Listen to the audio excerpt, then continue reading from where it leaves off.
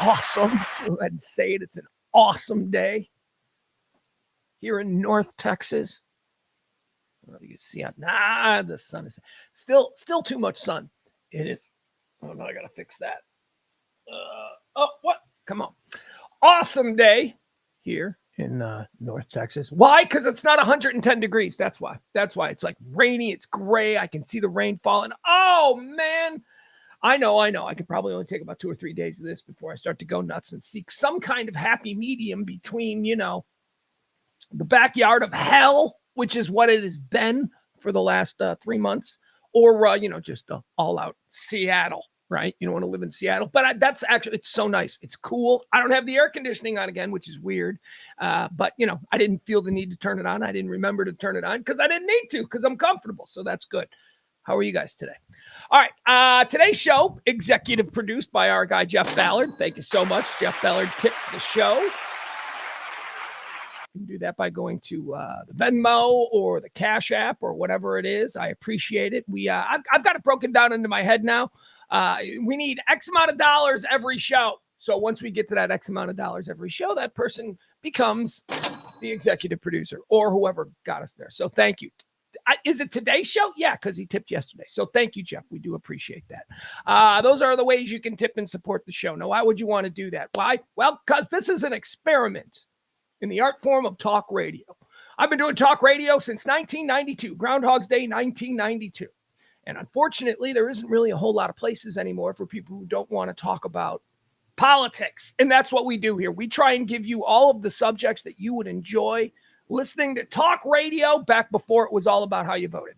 We don't want to get divisive. We don't want to play party politics. We don't get into, I always say we don't get into the social, culture war kind of stuff, but we do because that stuff's fun. And, interestingly enough, that's the stuff where people who are typically, I vote blue or I vote red. Those are the areas where we can get the most movement. Those are the areas where people are more likely to other than some stupid political position that they don't even know about, but they just hear and they repeat.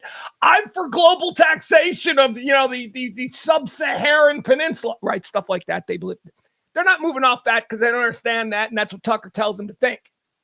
But the culture war stuff, that's where we can find common ground. So we don't play the culture war game the way it's played normally, but we do talk a lot about it. And I'm preparing you because there's a couple of things in today's show that's going to take us down that road. We give you all the headlines, the hot topics, the current events, the trends. If it's something that's happening in the world today, I try and bring it to you. Before we do that, though, on the show, we like to give you a nice little 30,000-foot view of what this day has represented throughout history. So we go back in time. We do a segment we call Erstwhile on this day. Then we do birthdays. We talk about people born on this day. All the DJ hack devices. You've seen these before. But here's the thing. These are instruments for freeform talk. And that's what we're doing. These are just things. It's all we're doing here. We're spending the next couple of hours. I'm going to attempt a stream of consciousness this whole day for you in the next 2 hours. And then we go on about our day. We do whatever we got to do. I got a lot to do today. I got a whole lot to do today. But that doesn't, I never cheat the show. Sometimes we go late, usually about 2 hours. Okay, so if you're ready. Oh, what else do I have to mention? There are other things I need to mention. Join us tonight for our second stream, the Radio Misfit Show with me and James Parker. E is still undergoing some transitional things, so he'll pop in when, it suits. But right now, it's just there's too much mess over there. His house is it's crazy. He had an issue with a water heater that exploded in the top floor of his 4-story house. Yeah, there's a lot of steps. You mean there's another floor? You keep going up. And nobody noticed it for months. I don't know how that happened, but the water just continued to pour in the walls and all the walls. So it's a mess. So E has not been with us on the Radio Misfit Show. I do want to direct your attention to that little scrolling thing you see down there at the bottom. You know that we haven't been doing Radio Misfit shows on Monday nights now for the last couple of weeks. And that's because James and I are taking comedy class. We went to comedy college. We're learning how to be stand-up comedians. And I want to invite all of you next Tuesday. That's next Tuesday night at the Improv in Addison for James and me doing our comedy debut. It's free. It's absolutely free. It's no charge. You got to tell me your name. No, I got to put you on the list. Okay. If you just walk up, they're probably going to charge you. Probably not much because it's me and James. But it's also a bunch of real comedians. Dean Lewis, the great Dean Lewis, you can see him. He'll probably headline, I would imagine, since it's his class.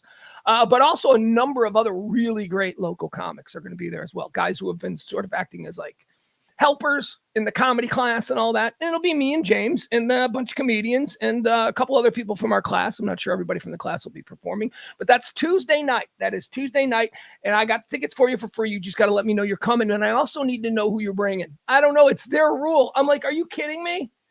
I mean, I got friends who will come who will want to bring a girl that they'll ask an hour before. You know what I mean? I'm like, you need the names.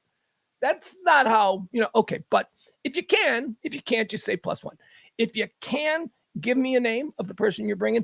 Do that as well. You can send it to any of the ways that I got down there scrolling. You can hit me up, DM me on Twitter. You can hit me up on Facebook, or you can send me an email. I believe my email is up there as well. It is. Okay, very good. I'd love to hang out with you, and we're gonna hang out a little bit. That's the other reason for this. We've been doing this show now. We're heading into our third year. We've been doing this show, and we've been doing the 9 o'clock show, heading into third year. We're in third year. We are neck deep in third year, having celebrated the 2-year anniversary last month. And you guys have always been around. Like every day, the same group of you. And I can't tell you how much I appreciate that. So this seems like it's going to be an opportunity. It'll probably be an early night. It's a Tuesday. We don't have to go crazy. The whole show will probably be over by 9:30, 10 o'clock. Anybody want to go out and grab a beer after that or something, man? Let's do it. Let's talk. Let's hang out. Let's be friends.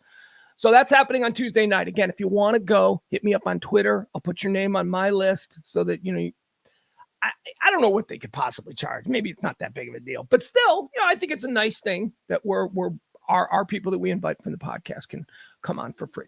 So there you go. That's Tuesday night, 1 week from tonight at the Improv in Addison. It's a 7 o'clock. I believe doors open at 7 o'clock, 7:30-ish show. Your name will be on the list. You just need to let me know ahead of time. So send me an email or hit me up on DM, either on Twitter or Facebook or whatever it is. Okay, let's get into the show. And I'm not recording it. That's the other thing. James is like going to all these great lengths to get it recorded. And I think that's fine. I understand it. He's doing it for different reasons than I am. He's going to record. So we'll probably see his. You'll never see mine. You'll never see mine again. I don't want it recorded. I don't care. If it's good and maybe they want me to do it again, I'll do it again. But, if it's not good, okay, this was fun. This was a great experience. I had so much fun taking this class. All right, let's get started with the show. The High Noon Report for the 14th day of September. Today is September the 14th, year of our Lord, 2023. There are 257.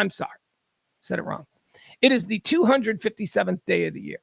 There are 108 days remaining until the end of the year. Hi, Jen. Jen Hernandez saying hi. Barney saying hi. Adam's here. Everybody saying hi. Hi, everybody. Leslie, Taronda. I can't. Hold on. Let me pull up the chat. Is the chat doing right? Is it like merged right? For some reason, it hasn't been merged right the last couple of days. Rainy days. What's up, yo? Okay. That's it. So there's 108 days remaining until the end of the year. So as we say, get those New Year's Eve plans started. Let's move into the first segment of today's show. We call it Erstwhile. On this day, it's where we take a 30,000-foot look at all the events that have shaped our perception of what September the 14th truly is. On this day, in 1901, United States President William McKinley dies after being mortally wounded on September 6th by anarchist Leon Czolgosz. Remember, I can't pronounce that name. This was the one we talked about. We talked about when it happened. He died. Apparently, he lived a couple of days. We talked about when he died. I didn't know McKinley was shot. I mean, I thought, seriously, if you'd have been like, what presidents were assassinated? I'd be like, Lincoln and Kennedy. And then they shot at Ford a couple of times, and they shot Reagan once. That's it. That was the extent of my knowledge on it. William McKinley. I mean, I think I knew, like when I started reading about it, I'm like, oh, yeah. This makes sense. But it's not, why is there no William McKinley assassination conspiracy? Or was there? And we just forgot about it. On this day in 1960, the Organization of Petroleum Exporting Countries, or our good friends OPEC, is founded. Happy birthday, OPEC! You and a bunch of Texas oil billionaires got together on this day in 1960 and decided to make sure that gas prices were a problem for the middle class forever. Thank you. On this day in 1975, the first American saint, Elizabeth Ann Seton, is canonized by Pope Paul VI. they built a new church in my neighborhood, like in the 1990s, and it was St. Elizabeth Seton. And I remember we were all like, what? Who's that? What about St. Peter the Apostle? Or, who's this? And I always thought as I passed by the church, I went, your church is named after a woman who's been a saint for like 2 years. I don't know, whatever. I don't even know what she did. She probably did good things. Well, I'm guessing doing good things is a prerequisite for being a saint, one would think. All right, that happened on this day in 1975. Elizabeth Seton, the first American. Yeah, we're number one. First American saint. On this day in 1994, this one. Boy, okay, it's all coming back now. I can honestly tell you that this day in 1994 was one of the most soul-crushing days of my life. It was. It's up there with deaths. It's up there with, other things. It's a day I'll never forget. I even know where I was. I was sitting at a bar called Stingrays with my buddy Frank and some other people. And we were booking a show. I was their band manager, and I was waiting at the bar to talk to the bar manager. And ESPN was on above the bar, and they made the announcement that on this day in 1994, the rest of the Major League Baseball season would be canceled. Oh my God. It killed me as a White Sox fan.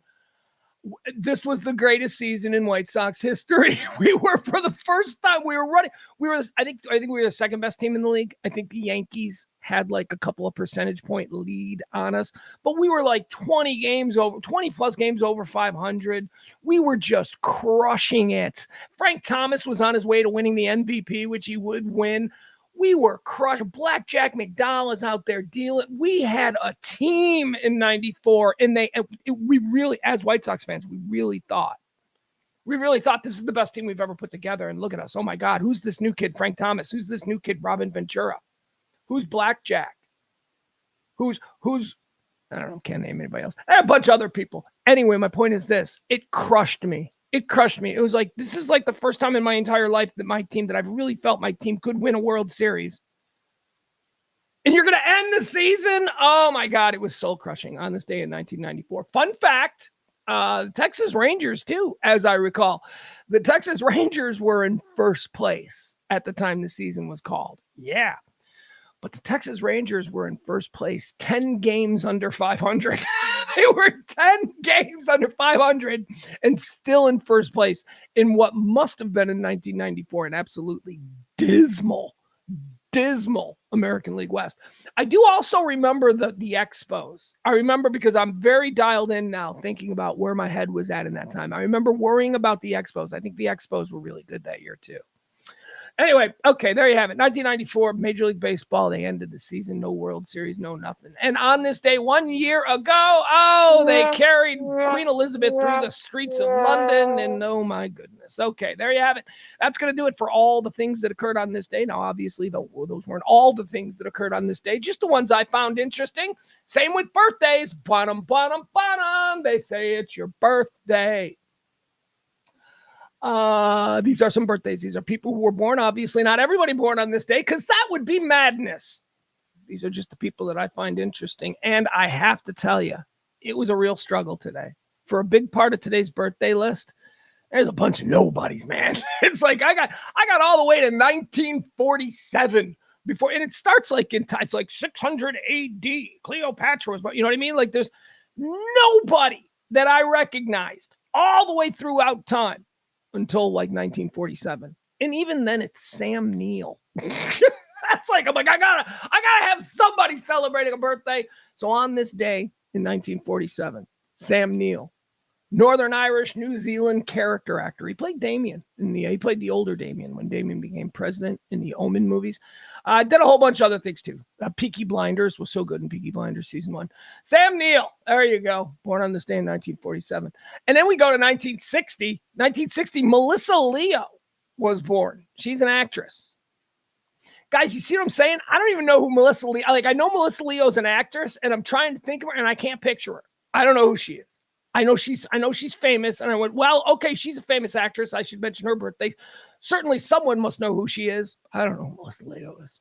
Born on this day in 1964. How about Faith Ford? Her, I know. She was the hot blonde from Murphy Brown from back in the 90s. Born on this day in 1970. Katanya Brown Jackson, American lawyer and jurist. She is an associate justice of this here, United States Supreme Court.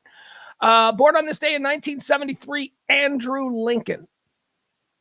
This guy, okay, so Andrew Lincoln is Walking Dead. He's the star Walking Dead. He's the star. He's like, I know a whole lot of people bubbled up, but let's be honest. The star of the show was built around is Andrew Lincoln, is the sheriff or the cop or whatever he was in Walking Dead. I like him. Here's the problem with Andrew Lincoln. He is like crazy forgettable. Like, he just looks like a mashup of a whole bunch of other guys. Like if Dennis, okay, so here's what Andrew Lincoln from Walking Dead looks like. Andrew Lincoln from Walking Dead looks like Dennis from It's Always Sunny in Philadelphia smashed together with Paul Rudd. I mean, he's just totally forgettable. He looks like a whole bunch of other, and acts like a whole bunch of other actors. I don't know. He doesn't distinguish himself from me. I'm not a woman or a gay man, though. Like, maybe he's sexy, attractive. I don't know. That doesn't tick for me, though. Yeah. I like him. I mean, I like The Walking Dead. I stopped watching The Walking Dead. I think I got like 2 seasons. Like, I think the last time. I just couldn't. It was too much. It was too much. Too much with the zombies. Is it going to happen or not? It's not going to happen. Stop it. You see these idiots with their Jeeps rolling around on the roads. Zombie defense vehicles. Oh, you are not getting laid.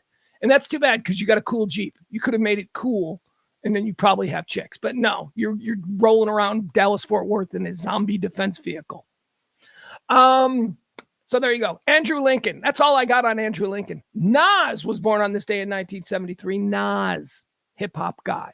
Considered one of the greats. Born on this day in 1978, Ron DeSantis. Ron DeSantis, American politics. Yeah, I mean, it's just like a whole bunch of there's nothing real inspiring. There's nothing, nobody born. Here we go. Born on this day in 1983. Here's a big one. That big one because it ticks with me. Amy Winehouse. Amy Winehouse was born on this day in 1983. Man, she was great. She really was great. There is an entire genre of music that the industry is making $1 billion a year off of now that she was the first one to do. She created a whole new type of, not a whole new type. Well, yes, she created a whole new type by taking a style that had long been forgotten, which was sort of the 1960s female solo singer. And she took the English Dusty Springfield thing and she mixed it with the American Aretha Franklin thing. And because she had the ability to do that, because Amy Winehouse was mega talented, like crazy good at what she did. You ever seen there's a very good documentary out called Amy, which is about her, and it was created after she died. And oh my God, you watch this thing and you're just like, this broken bird, this immensely talented but severely broken little bird. Amy Winehouse, born on this day in 1983. Born on this day in 1989. Here's another broken bird, but this one doesn't elicit any sympathy from me because you can't just be a jerk. I don't care how good you are at basketball. And this guy's very good at basketball. He's a jerk. Happy birthday, Jimmy Butler. The much-traveled Jimmy Butler. Why are you much-traveled, Jimmy? One, because you weren't even a star in Minnesota, and they just thought you were the biggest a-hole on the planet, so they sent you to Chicago, where you became a star, where you got really good with the Bulls, but then you turned into such an a-hole, and then they shipped you down to Miami, and now you're down there in Miami, and you're kind of an a-hole. He's good, though. Jimmy Butler is good. But he's, to me, he's like, that guy is the quintessential NBA clubhouse cancer. Born on this day in 1995. I don't know if this guy's a clubhouse cancer, but he's certainly been banned from some of your finer massage parlors. Ladies and gentlemen, happy birthday. Deshaun Watson. Yeah. Deshaun, I really don't know enough about what he is really accused of doing to opine. But man, I don't know. He did something. Because there's no way. There's no way. All right, but that's okay. He gets run out of Houston. That's fine. Becomes like the highest paid person in the history of the world by going to Cleveland, which, is good for him. So, and now everything's like fine. Like everything's like, Deshaun Watson, it's all fine.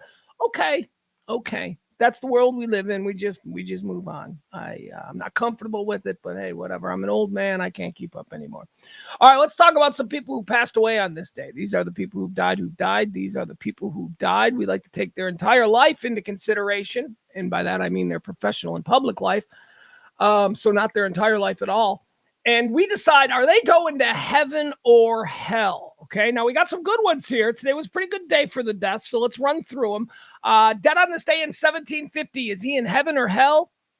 Monk Dom Perignon. That's right. You know the whiskey? Dom Perignon. Whiskey. What the hell? Champagne? Dom Perignon? Apparently I don't.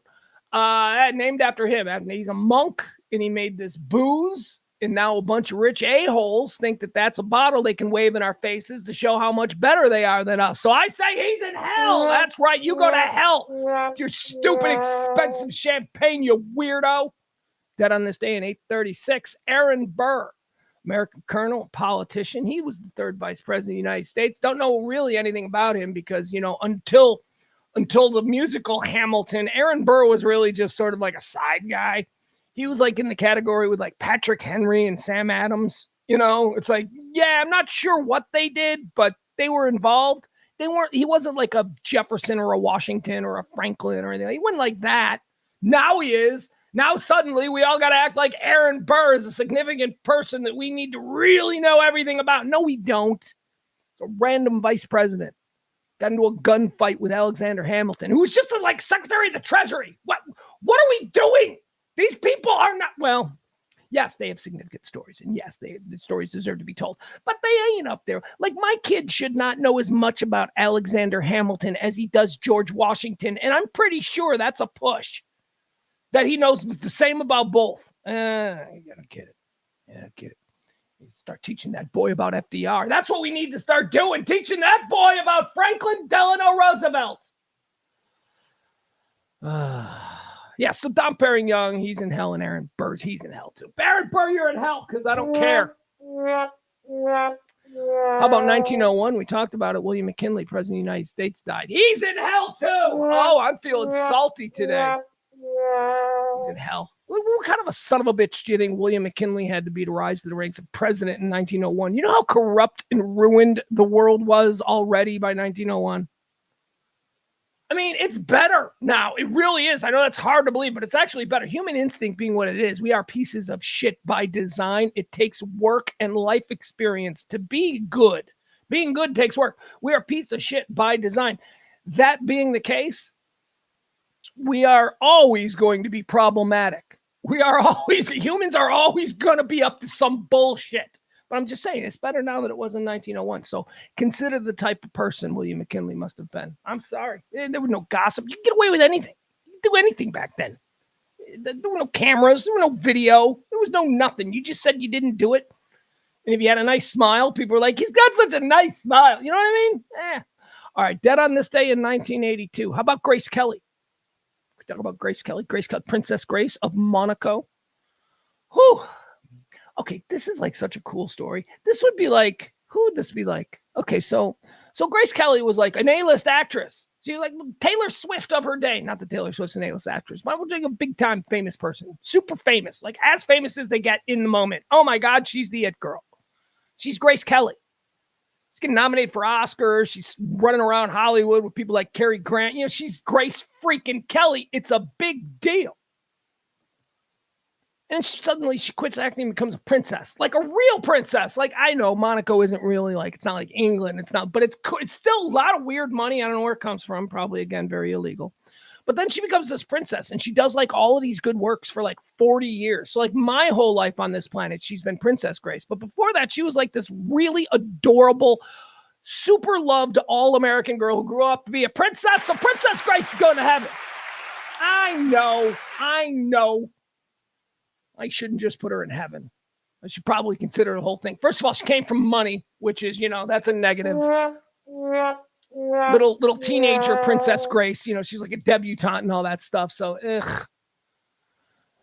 And then she's gorgeous. Oh my God, I'm talking her out of heaven. And she's gorgeous. And she becomes an actress, and she's talented. And then she marries a prince and becomes a princess. Forget it, Grace. You're in hell. Never mind. Too much good. You had too much good in your life. But she also did a lot of good. She did. She used her position. All right, Princess Grace is in heaven. Now, you know what? Yeah, she's in heaven.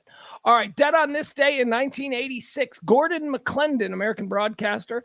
Gordon McClendon, one of the most important people in the history of radio, and Gordon McClendon is the guy who started doing a radio station out of his garage in Oak Cliff and called it KLIF. That's right, legendary Dallas radio station, KLIF. Started in Gordon McClendon's garage in the 1950s. That's why it's Cliff, for Oak Cliff. It was Oak Cliff Radio. Gordon McClendon would go on to revolutionize radio in America. He would become a station owner. He would become an influence with federal regulations. He would become one of the first guys to really understand the syndication movement. Gordon McClendon, you're one of the most important people in radio history, which by design means you are in hell. You are in hell, Gordon McClendon. Dead on this day in 2006, Mickey Hargitay. Now, this is, so a little background. You may not know who Mickey Hargitay is. Mickey Hargitay was, I believe, one of the first Mr. Universes. He was a bodybuilder back in the 1950s and 60s. Mickey Hargitay married Jane Mansfield. Jane Mansfield was the Kirkland version of Marilyn Monroe at the time. They had Marilyn Monroe, but, also you could get the cheaper one, which was Jane Mansfield. So Jane Mansfield marries this bodybuilder, and they become kind of like a Hollywood celebrity couple back in the 1950s. They incidentally have a baby. They have a baby that they named Mariska, who is Mariska Hargitay, who we know from Law and Order and Special Victims Unit and all that kind of stuff. So Mickey Hargitay is this big dumb bodybuilder, and he marries this like super hot girl, kind of like, if like Tito Ortiz married Jenna Jameson. See, that's kind of what it was. Kind of. I mean, I don't know. It seems like hey, I just made that up on the spot, and it seemed to work. So yeah. So Mickey Hargitay marries Jane Mansfield. That's like Tito Ortiz marrying Jenna Jameson. And they have a baby, Mariska Hargitay. And they're driving around in their car. Again, I don't know. I'm always afraid to look into this because I like the story. Like, I like the legend better than maybe the reality. But I've always been I know how she died. How she died is real. The way Jane Mansfield passed away is real. That is confirmed. But whether or not Mariska Hargitay was in the back seat is the story that I've always been like, So Mickey Hargitay, Jane Mansfield, and Mariska Hargitay, baby Mariska, I guess, is in the back seat. And they're driving around, and something happens with the brakes in the car, and the car slides under a truck, and Jane Mansfield gets her head cut off. Like, that's how Jane Mansfield died. I don't know if Mariska Hargitay was in the car or not, but the story supposedly is that she is. So there you go. Now, how does this pertain to the death in 2006 of Mickey Hargitay? Hey, dude, you go through that. You got to be in heaven. Dude, you see your wife. I don't care if you're a big dumb Tito Ortiz, Jenna Jameson relationship. You see the person you love's head flop off, and no way, nope, going to heaven. All right, let's see here. What else do we have? Mickey Hargitay, dead on this day in 2006, dead on this day in 2009. Someone who means an awful lot to me in my Gen X ways, that would be the great Swayze. That's right. Put a little respect on that name when you say Swayze. No, I'm not talking about the weirdly mutated Don Swayze. I'm talking about Patrick Swayze. Pain don't hurt Patrick Swayze. We could do a Patrick Swayze draft, but I realized in putting together the Patrick Swayze draft, I realized we do a Patrick Swayze draft every year, and we also do it twice a year because we probably do it when he dies as well, because I'm a Patrick Swayze head. So here's what we're going to do. We're just going to talk about a couple of crazy Patrick Swayze stories because people don't realize this because Patrick Swayze was such a nice guy, and he was a really nice guy. Everybody says Patrick Swayze was such a nice guy. Patrick Swayze was also an incorrigible drunk for a whole long period of his Hollywood life. But here's the thing. He never got in trouble because Patrick Swayze was a good drunk. Sometimes there's good drunks and there's bad drunks. Patrick Swayze was a wonderful drunk. Like, everybody loved him. He never wanted to fight. He broke up fights. He was Mr. Peacemaker. He was big Mr. Huggy guy. But he was a drunk. And there was a lot of, stories about Patrick Swayze going around settling world peace issues because he's drunk now. But seriously, that was his reputation, that he was a drunk. But, and he got better. Like, he stopped drinking at some point. But as far as being a drunk goes, he was kind of okay. He was kind of okay. He was kind of like the Grateful Dead doing hallucinogens. They're okay with it. The music was fine, and they didn't get in any trouble. Of course, my knowledge of Grateful Dead mayhem from the 1970s is limited. But all right, so here's a cool story about Patrick Swayze. Patrick Swayze was a pilot because Patrick Swayze was handsome. And here's why I like Patrick. He didn't come from money. Patrick Swayze was like dirt poor Texas trash. Patrick Swayze, his mom's a dancer. Like, his mom's. Anyway, Patrick Swayze, mom ran a dance studio. That's how he could dance. That's why he was good at Dirty Dancing. Patrick Swayze, he has everything. He's a young Hollywood hotshot, and he decides, I'm only making 2 movies a year, so that occupies 12 weeks of a 52-week calendar. What am I going to do with the rest of the time? So he started flying. So he became a pilot. And why not? He's young. He's got money. Bought a plane. Started flying around. But he also, again, this is at the time when he was an incorrigible drinker.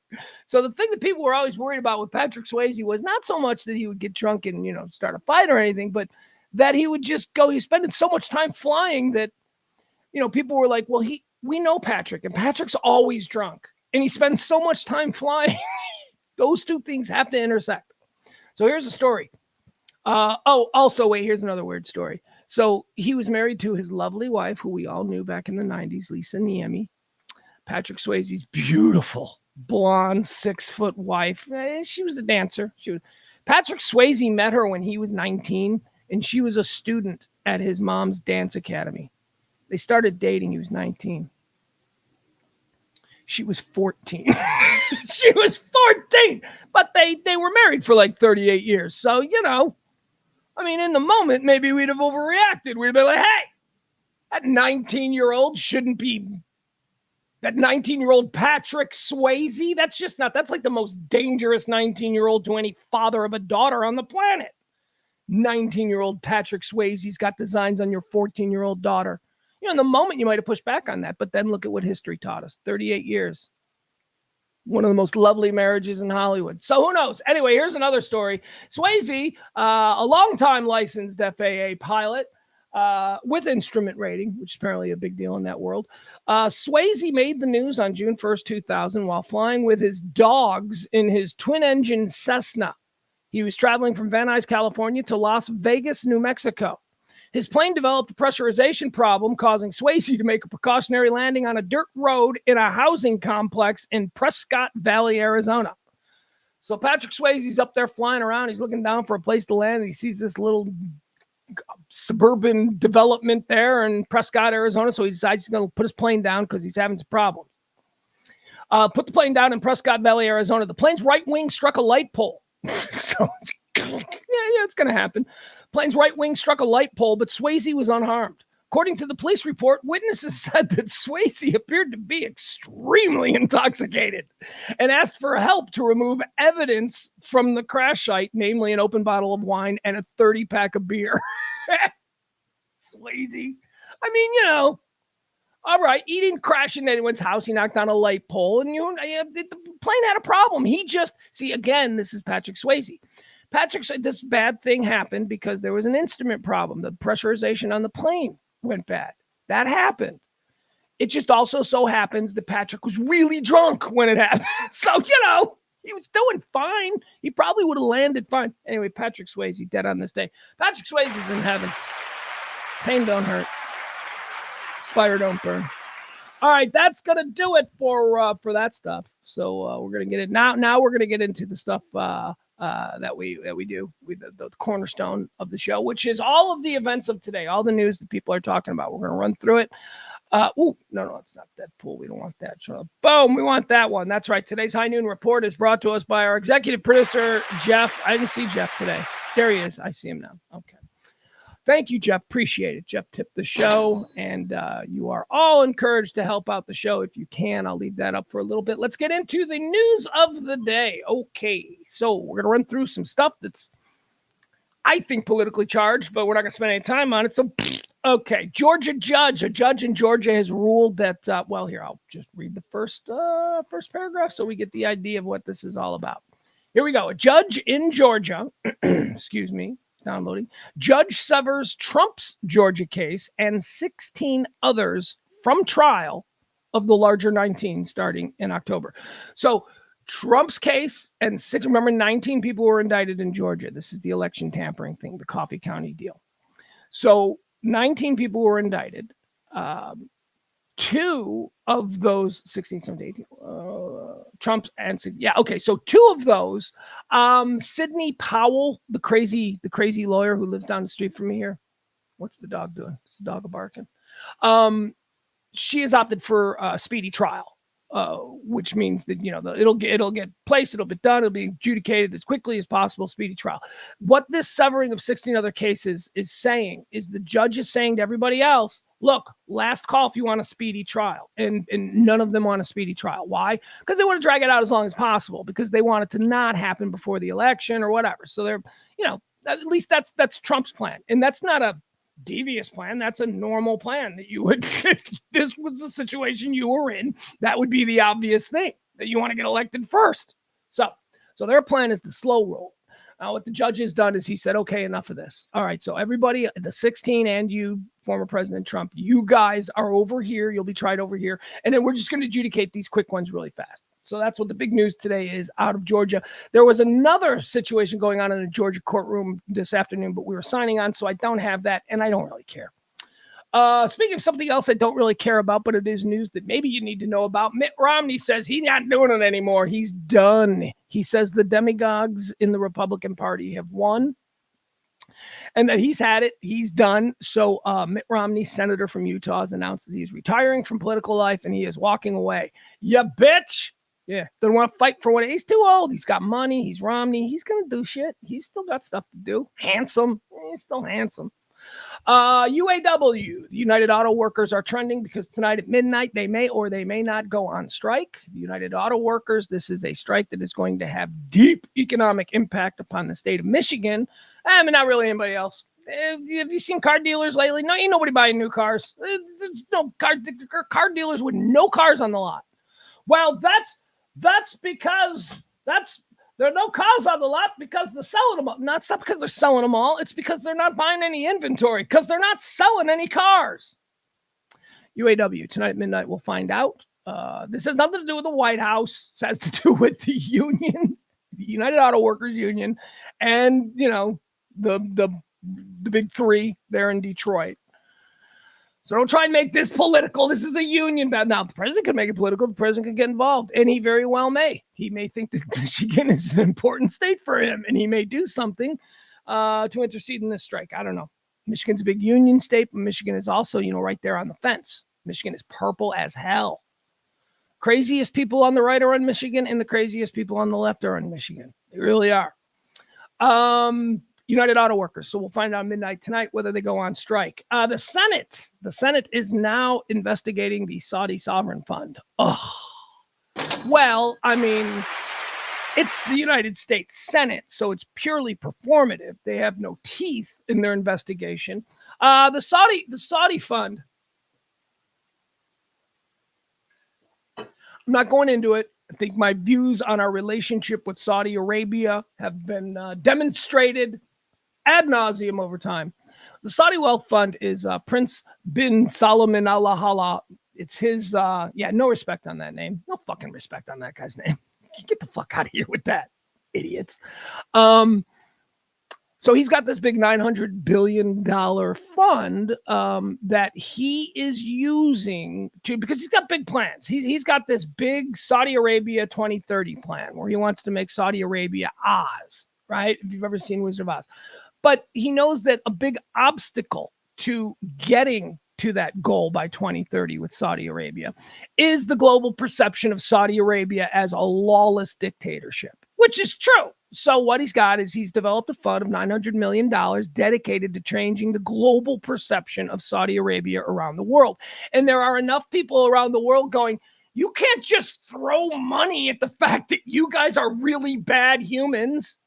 And I'm not even talking about the gas situation. I am talking, in this case, we're talking about the humanitarian atrocities that Saudi Arabia and that particular regime is behind, and the constant screwing with American interests in the region. They have done nothing since 1960 on this day when OPEC was formed. They've done nothing.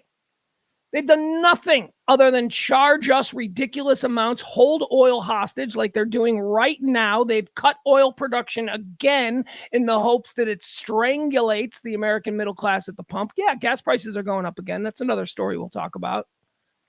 So enough people, thankfully. I mean, there's a lot of people walking around unknowingly carrying water for Saudi interests. They don't know it.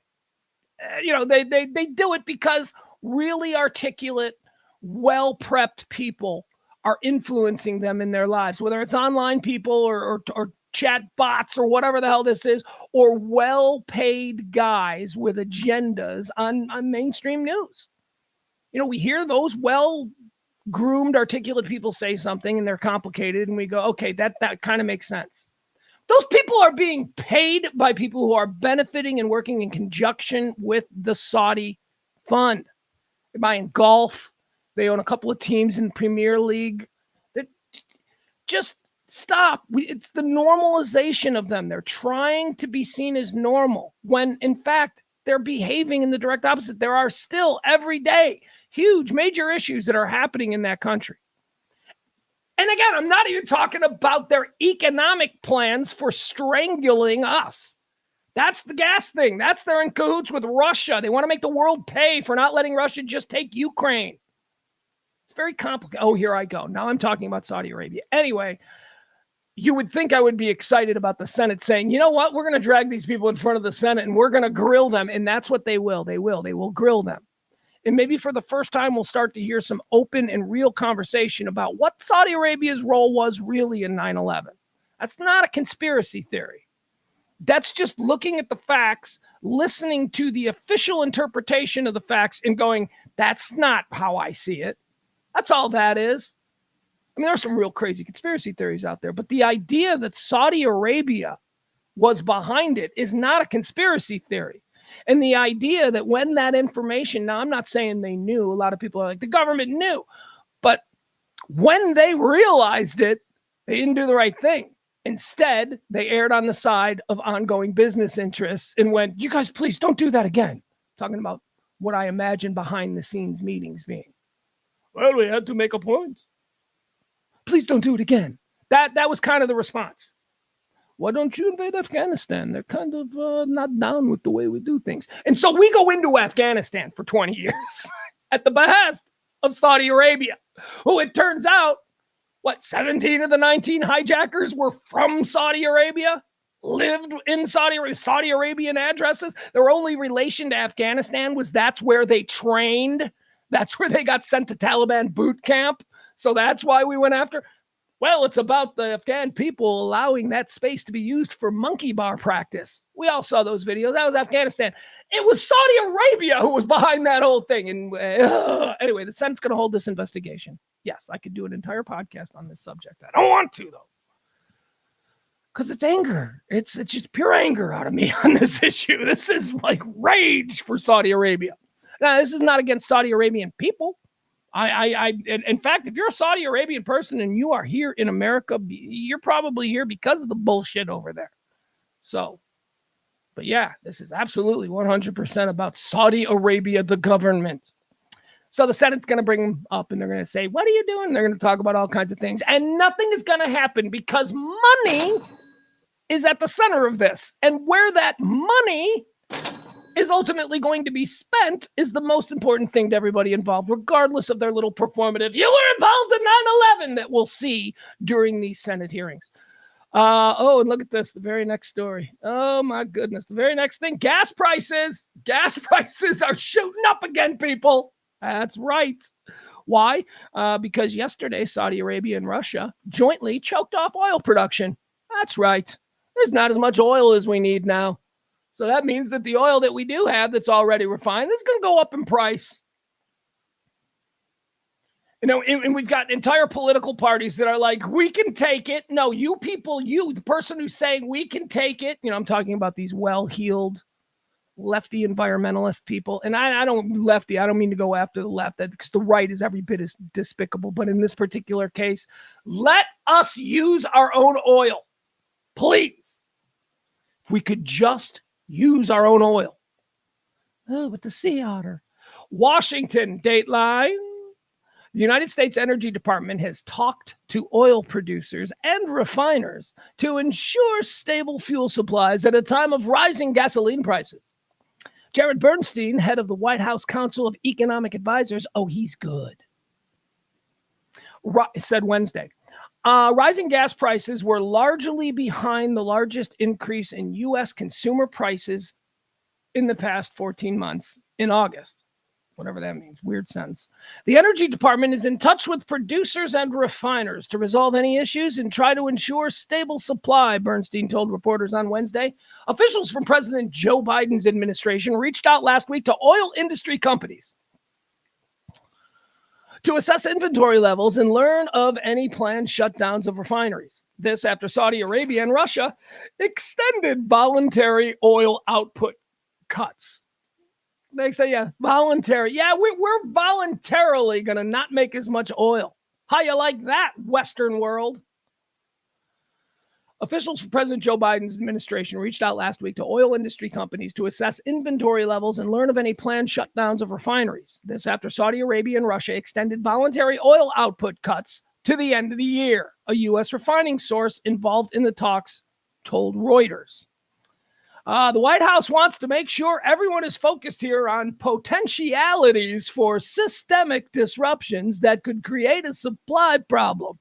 Oh, is that what the White House is concerned about? The White House ought to be concerned about $5 a gallon. Stop with this bullshit.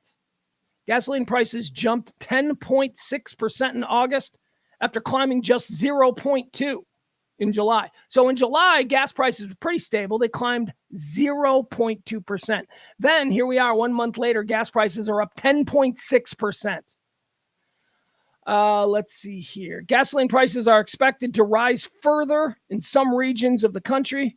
The Energy Department did not immediately respond to requests for comment. The American Petroleum Institute, the top U.S. oil lobby group, said the Biden administration has taken every opportunity to restrict production both now and in the future. Okay, so the Biden administration hasn't done anything about this. Let's not conflate the two issues. There are two issues here. The issue is Saudi Arabia and Russia playing, Russian roulette with the rest of the world's oil supply. That's one issue. Biden's not involved in that. However, when he says he's done nothing, he is right, because Biden is one of these guys that refuses to drill, baby, drill. And again, I hate saying that because it's so Palin, and she is such a clown show. But you know what I mean? Like Biden, you could do something. Biden could say, he's like, you know what? I'm tired of playing these monkey games with Saudi Arabia and Russia. By the way, I just called it monkey games because monkey games is a phrase we used to use as kids when you would just make something up. Anyway, I can see how people would think that's racist, but racist against who? Saudi Arabia? Nobody's ever accused Saudi, right? That's like a black thing. You can't, that's not good. Black is not, like if I said, it's like a monkey game between Sudan and Nigeria, right? That would have been bad. That's not what I said. But now look, now I'm worried. This is stream of consciousness, folks. This is the unfiltered. This is just coming out. Anyway, there's monkey games being played between Saudi Arabia and Russia. And Joe Biden could just say, you know what? We got a lot of oil, and I'm sorry for the sea otter, but you know what? I'm tired of these monkey games, and he could just move forward, but he won't do that. So in that regard, yes, the spokesperson for the United States Oil Lobby, who, let's not get it twisted either, they don't have the best interest of us. They just salivate at the idea of dipping into untapped oil reserves here in the United States. That's what they're excited about. It ain't about us and the price of the pump. That's what I'm talking about. All these other people with their agendas and their motives, none of them are serving us. But some of them we have to recognize, okay, that one might help us peripherally. You know, we are a dog at the table. We are looking for the scraps to fall off. We're going to sit next to this guy on this issue because this guy is a sloppy eater. And what he wants may benefit us. That's what we need to do. We need to be self-reliant on oil we can do both. Like, I love the idea of electric cars. I really do. Not because of its change. You know, like a lot of people don't like the idea of electric cars because it's like, that's different than what I know, right? And they're just old, and that's how they get. I'm not like that with electric cars. I think electric cars are cool. Like, electric cars look really cool. I like how they sound. They seem like the height of tech. So that's good, right? Because, like, you know, I think when I was young and dumb, like in my 20s, I was probably like, oh, gas goes, you know, like that. But now I'm like, electric cars are cool. I like electric cars. So, but we can't just like, again, that's the slow creep to electric cars, right? Just I talk about with gay marriage, talk about with like marijuana, slow creep. You can't just flip a switch because that drives everybody nuts because it's one thing one day and then the light switch gets flipped and the next day it's something different and people can't handle that kind of drastic change. So it's the slow creep. That's how it needs to be. Oh, God, I'm so hot. You know why? Because I didn't put the air conditioning on. Now I totally lost my stream because I just realized how hot I am. All right, moving on. I'm sorry. We'll move on. I don't need to finish my thoughts on this. You get it. The iPhone 12 has been banned in France. The Frenchies said, do you have an iPhone 12? They were released like 2-3 years ago on the iPhone 12, I think. The iPhone 12 has failed French regulatory standards for radiation output. Woo, that's right. They're saying the iPhone 12 is a little nuclear reactor. And if you got an iPhone 12 in France, you got to not have it anymore. I don't know what they're doing. I don't know if they're going to like go knocking on doors. Give us Europe. And that's German. Well, German, French. So here's what they're saying. They're saying that Apple needs to either fix the problem so that they can, comply with French regulation standards, or they're going to ban the sale. Currently, the sale of iPhone 12s in France are right now banned. Can't do it. And they said, here's what they said, and this is so weird. This is bureaucracy. They actually put why they would put this out. This is the quiet part, and they said it out loud. The French government said that if Apple fails to comply and change their phone in order to meet, this is a 3-year-old phone, right? It's been in production for a few years. The French said to Apple, if they don't change their phone to comply with their standards, they will not only stop selling the phone, but they will require all French citizens who are currently in possession of the phone to send it back. That sounds punitive. That's the quiet part. That sounds punitive. The problem is, France, the reason you're raising the flag is because you're concerned for the safety of your citizens, okay? Now you're demanding that Apple make changes, and you're saying that if they don't make changes, you're going to now seize your citizens' phones they've already had. This is no longer about prevention in the future and discovering and fixing a problem. Now it's about you, the government of France, being a big bully, and not only using your bully puppet and your bullshit bureaucracy to sort of hammer down on Apple, which I am never a defender of, but now you're going to inconvenience your people. What? It's going to be a crime or a fine if you're in possession with an iPhone 12? They said the quiet part out loud. So that's happening there. So if you got an iPhone 12, just know you'd have to give it back if you were in France. Or if you have an iPhone 12, just know the French think you're crazy, that you're going to have earlobe cancer or whatever. That's the thing. I don't ever put the phone up. Do we see, is that something we still see? Like, remember in the old days when it was kind of a heavier phone and it was still designed for the ear to the mouth kind of deal? That's not really the way they're designed anymore. So you used to have to hold the phone this way because it was an ear and a mouth. But now phones, don't most people use phones like this? Like when I talk on the phone, I hold it in front of me. So maybe I'm going to get like face cancer. I don't know. Certainly hand cancer. I keep it in my back pocket. Actually, that I don't keep it in my back pocket. Okay, can we address this for a second? I see people all the time with their cell phones, with their smartphones in their back pocket. Girls a lot, they'll slide it in their back pocket. And I want to be, I always think, wow, because, I keep the phone in my front pocket and it creates pleats and it doesn't look good. I'm like, I would much rather have it in my back pocket. And I think that's such a cool thing to have your phone in the back pocket. But here's the problem. How do you not sit on it and crack it? See, I would sit on the phone and crack it immediately. How are you not doing that? I don't understand you people who walk around with your phone in your back pocket and you don't have broken screens. I don't know. If I see somebody with a phone in their back pocket, I think from now on I'm going to say, can I look at your screen? I just need to see how many times they have accidentally forgotten that their phone is in their back pocket and they've sat down and cracked their screen. I just can't with this stuff. You know who I can't with as well? Kim Davis. Ladies and gentlemen, Kim Davis is back in the news, and you're going, who's Kim Davis? Well, here's the problem with the name. The name Kim Davis is very common. The name Kim Davis is just a lazy curveball over the plate. There is no sauce on that name. Kim Davis. We all went to high school with numerous Kim Davises. Open up any yearbook. So who was Kim Davis? Because I know on some level you're like, did I go to high school with her? No. Kim Davis was the lady 8 years ago. Remember the lady 8 years ago? She was the county clerk in Kentucky who just refused to sign her name to any certificate that had the gay marriage associated with it. She became a big phenomenon. She was I just cannot as a Christian sign off on the butt sex. She was like really, when she became a phenomenon, she became a celebrity. Fox News loved her. Look at this dumb lady. They didn't say that. They held her up as a champion, not as a poorly formed human incapable of separating their private life and beliefs with their job in the American bureaucracy. Incapable of it. She couldn't do it. Most people can. Most normal people can. A weirdo cannot do that. A non-weirdo with really solid principles doesn't take the job because they understand that they're going to have to use this job to do some things that might fly in the face of your crazy evangelical snake handling Christian ways, which she was weird. She's weird Christian. She's weird hardcore Christian, which means if you can't separate that, look, you can have that. I begrudge no man his faith. That's what I always say. Life is about finding your faith. And if you found your faith and it works for you, good. Just keep it in your garage, dummy. Don't bring it into the workplace because not everybody has to see it that way. I think everybody is I think it's incumbent upon all of us to be accepting and respectful of even the craziest people. And if you can't do that, just don't get into their religion with them. But you can't come to a job in a government and go, well, my pastor says, yeah, what does your governor say? It's not about your pastor. Stop it. Right now, you're not in church. My whole life is church. Yeah, I get that. Quit your job. Anyway, why is Kim Davis back in the news? Because two of the gay men that she refused to marry are now suing her for everything.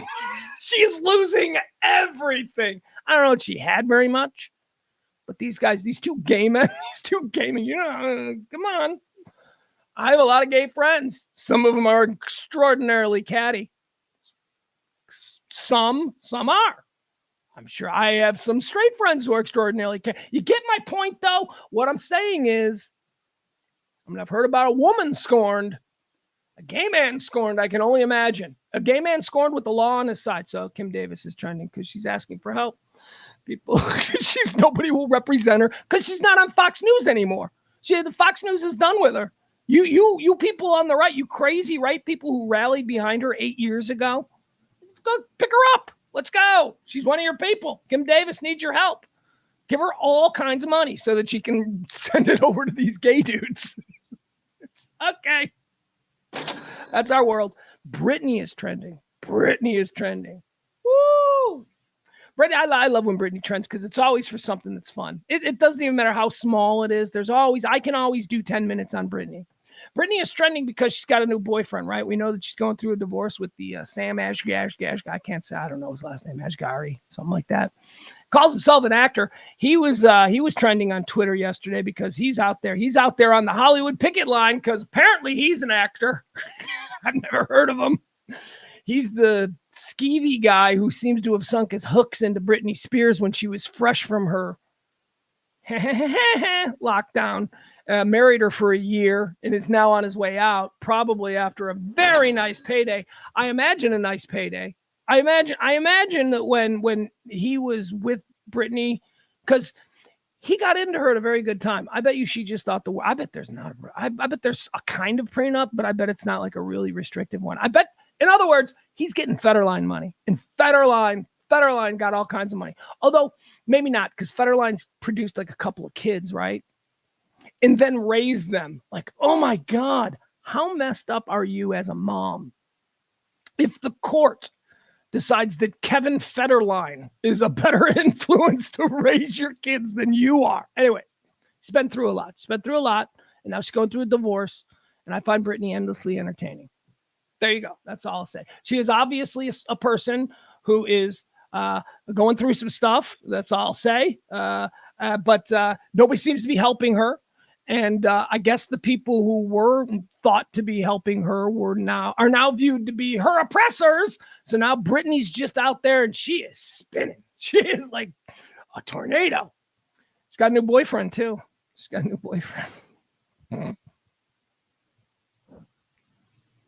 Brittany's got a new boyfriend. Guess who Brittany's boyfriend is now? So she's going through a divorce. I don't think Brittany's allowed to leave. Okay, let's put it this way. I don't think Brittany's allowed to leave her house. Like, not allowed by law, but I just think I don't know. I think Brittany I think Brittany wants her entire universe to be her Instagram account and her backyard. That seems to be.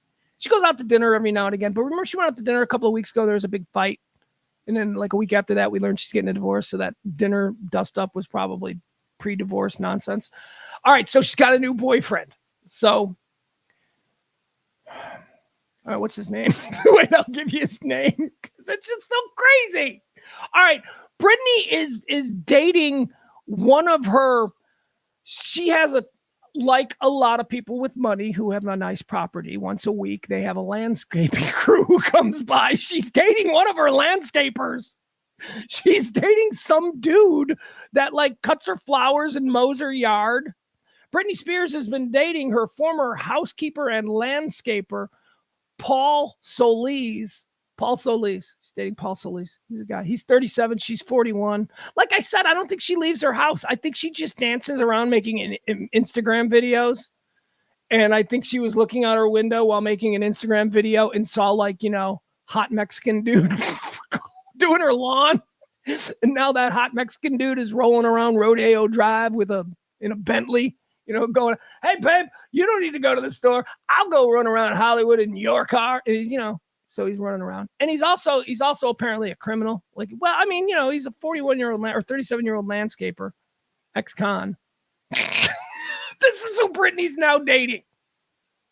She's awesome. She's dating a 37-year-old ex-con who was her or his landscaper first. Then she brought him in the house. She had him cleaning toilets and stuff. And now she's dating him. You got to see this guy. This guy is awesome. This guy is like, hey, what do you want from me? I was in prison a year ago, and now I'm living in Britney Spears' house, sleeping in Britney Spears' bed.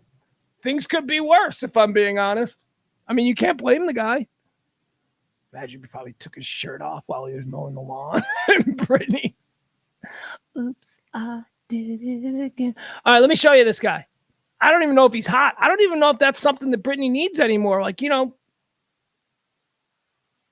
is Brittany gettable? I guess that's the question we're asking at this stage of her life. Could a guy like you, could a guy like Byron, could a guy like, let me get rid of this. A guy like Jeff Ballard, our executive producer on today's show, is he in a position where he could land a Britney Spears now? All right, let's look at this guy. Let's see who this guy is. Britney Spears has been dating criminal housekeeper. That's that headline. No thanks. Come on. I hate this page. This page, so many pop-ups. No, thanks. Go away. All right, guys. We're going to wait because page 6 has a whole lot of pop-ups and nonsense. Other such. What? Why is it? Why? Now, wait, it just jumped to a Meghan Markle story. All right, here we go. Now we're back on Britney. All right, let's see this guy. All right, we got to wait. We just got to wait for damn pop-ups in Windows to do their thing. I hate this site. I use this site so rarely, but this story is fun. So get the latest news from page 6. Click I'm in, then allow for notifications. No, thank you. Now go away. Okay, you're not going away. Ugh. All right. Oh, this page sucks, but I just want to show this guy. I want to show the landscaper, housekeeper, toilet cleaner, ex-con that Brittany is sleeping with. Fuck! God damn it!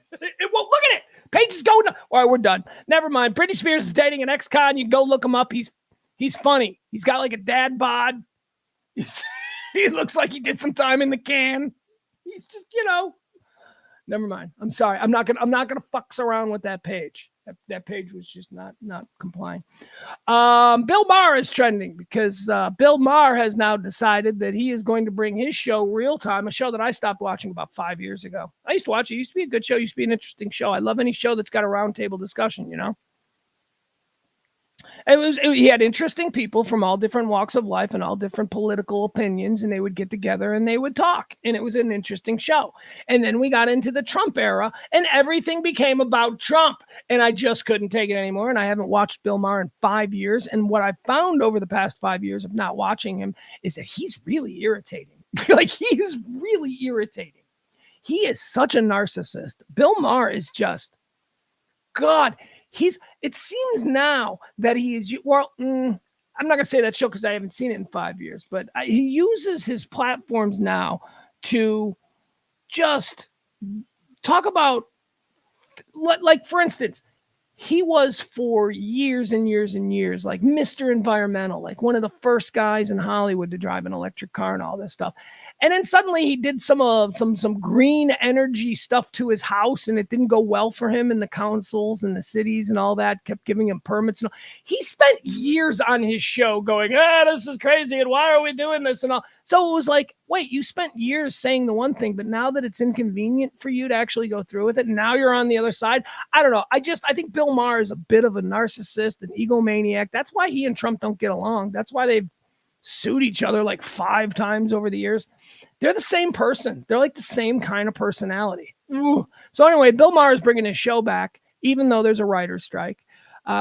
He today took a big hammering, and it's because here's why Bill Maher wants his show back on the air. It's not because, as he says, there are other people besides writers that are being inconvenienced here. Yeah, okay, there are other people. There's lighting directors, there's set directors, there's costumers, caterers, all those people, truckers, teamsters. It's a big industry. It's a big industry. And he's got a point there. However, most of those other industries also have unions, and those unions are in solidarity with the writers. So, Hollywood is a union town from top to bottom. So stop acting like there are a whole bunch of lighting directors who could go back. They can't. And that's why Bill Maher is saying his show is going to be incredibly different. It's going to be like a self-shot show. It's going to be reminiscent of the COVID shows where he did in his backyard, which is the standalone camera. He is going to be doing Zoom. Here's why he needs the show back on HBO. This is the real truth of it, folks. Bill Maher spends 40 weekends a year on the road. Bill Maher does a Saturday night concert in the country 40 out of 52 weeks of the year. That is estimated to be worth about $10 million a year to Bill Maher. Bill Maher's show on HBO brings him in $1.5 million.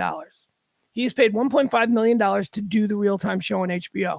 But the shows that he does around the country, the other 40, are estimated to bring him in $10 million.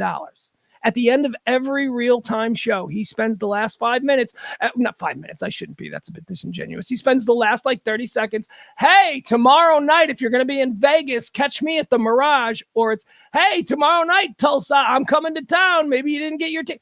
So he relies on the platform of Real Time, which pays him $1.5 million a year, to promote and sell out seats in Akron, in Athens, Georgia, in Austin, Texas. He uses that show for that. So that show not being on in the fall, which now, take a walk with me, the time that people go out the most, the time that people spend money. They go to more restaurants. They go to more shows. They go to more concerts. It's called the busy season. Is the season between October the 1st and January 1st. That's it. You can include all the Christmas parties. People go out more. So Bill Maher is going to have some of his biggest concerts of the year over the next 3 months on Saturday nights in places like Akron, Grand Rapids, Michigan, and Milwaukee, Wisconsin. And he needs to promote them every week. That's why he's going back. He's not going back because he cares about the lighting directors. He's going back because it's worth $10 million a year to his bottom line to stay on the road 40 weekends a year. So that's my thoughts on Bill Maher. Just however it is that you're defending this or taking this down, understand what the real motivation is.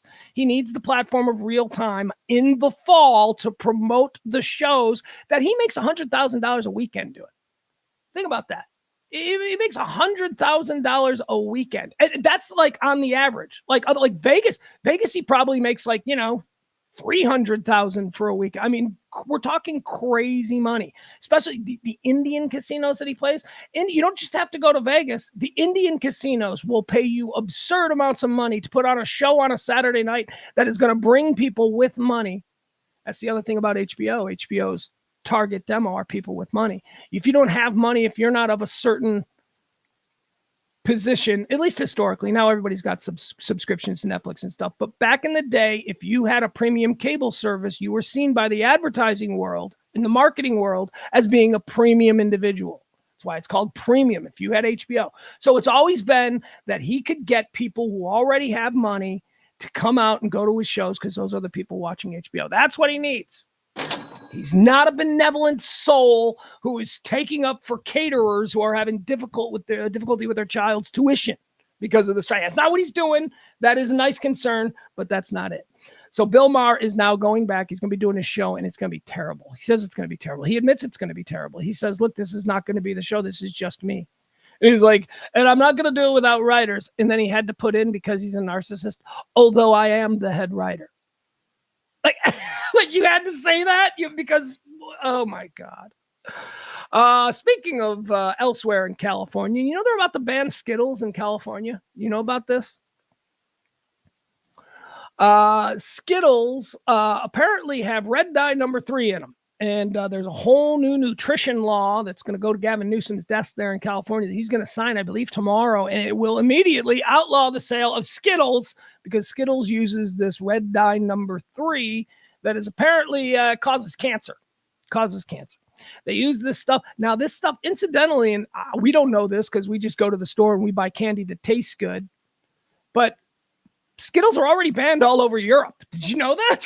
Skittles are seen as toxic by governments all over Europe because of this ingredient, red dye number 3 that they use. So that's going to be weird. I don't know why Skittles just doesn't change it. What do you care? Nobody looks at the color of their Skittle. It doesn't matter. It doesn't have to be. It's not vibrant red enough.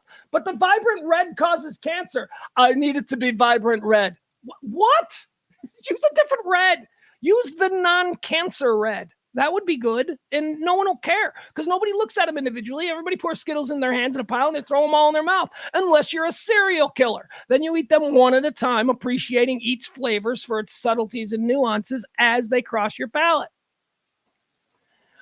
Oh, this is a story that I'm having difficulty with. This is a really difficult one. This is an Elon Musk story. Now, I think Elon Musk is a weirdo, and I think he's a nerd and a weirdo, and it's just very uncomfortable that we've empowered this incredibly awkward dork the way that we have in this world. He is just such a nerd. And, but he's got money. So, of course, he's not a nerd. He's so sexy. He's that whatever. It's because of the... So we all know that he dated Amber Heard for a period of time. I think this was just after her and Johnny got divorced or whatever. And then she started hanging around with Elon Musk. Now, I know that we learned a lot about Amber Heard and, Amber Turd, if you will. And look, full disclosure, Amber Heard is so hot. She is just so hot, man. I mean, I know she was, but even in her courtroom thing, she was trying to be look, I'm not a really hot girl. No, she was still a really hot girl. When Amber Heard hots it up. She is really a stunning beauty. Which brings us to this nerd dork Elon Musk, who was dating this girl who, if they were in a high school, she would never look at him twice. Be with the mathlete nerds at the lunch table. Amber Heard and her friends would be the ones that make fun of him. But no, because we live in this crazy world where nothing makes sense. Elon Musk is dating Amber Heard, and she's like doing all kinds of things to cater to his sexual wants. Yeah, there's a new book out, and it's by Elon Musk. It is a biography. He participated in it, and it is telling a whole bunch of stories about Elon Musk's life. Now, a lot of these, because he's a nerd and a dork and probably feels awkward much of the time, and he has to fabricate all of this sense of, specialness and, I am the king of the world. He's got to fabricate all that. He probably needs these stories to be out there. The question is, are they true? I believe they probably are, because I know women and how much they like money, and I know what a dork Elon Musk is. So what's the story? So here's the story. Amber Heard, in order to sexually satisfy Elon Musk, remember how hot Amber Heard is? So Elon Musk has this weird, he's a gamer and he's a dork nerd and he's an anime guy, and he has this weird thing with Overwatch. I don't even know what Overwatch is. What is Overwatch? Is Overwatch a game? Anyway, Elon Musk is like obsessed with Overwatch. And apparently there's a character in Overwatch, some like hot chick. And like, that's like Elon's sexual like perfection, like this character from Overwatch. So Amber Heard used to role play with him, where she would dress up like this character. And the reason they started dating apparently is because Elon Musk commented in an interview somewhere that Amber Heard looks exactly like this character from Overwatch.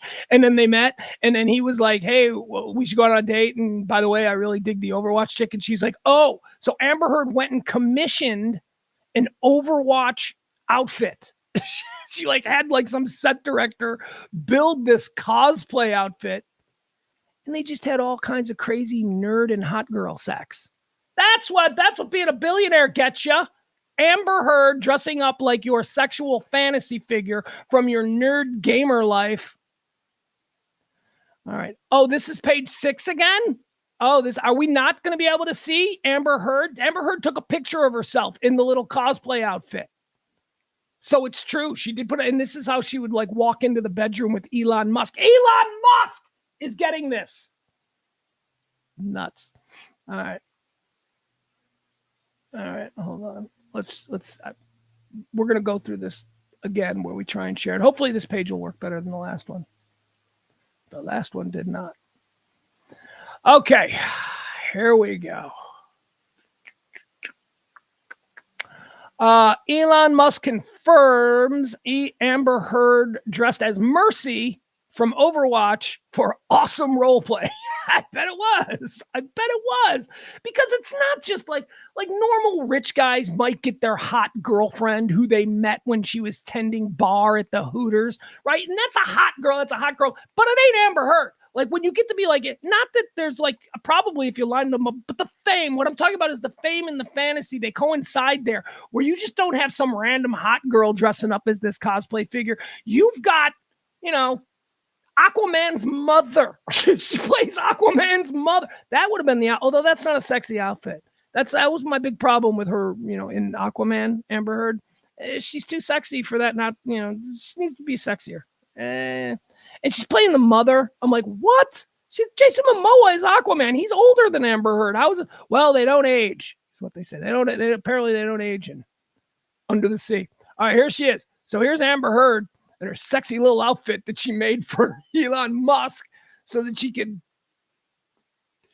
like, what did she, like, how did this, like, first of all, apparently it went on a bunch of times. Like, this was basically his go-to for sex. Hey, get the outfit out of the closet. So you know that he would just like she would dance around and stuff. It's just so weird. But how does he get her? How does Elon Musk get Amber Heard? Well, she's capable of pooping on a bed. Apparently, this is what the real one looks like. So this is Elon Musk's idea of what perfect woman is. And I know now you can't see her because that banner just came down because that's what this page does. There she is. All right. Once again, let's go back to.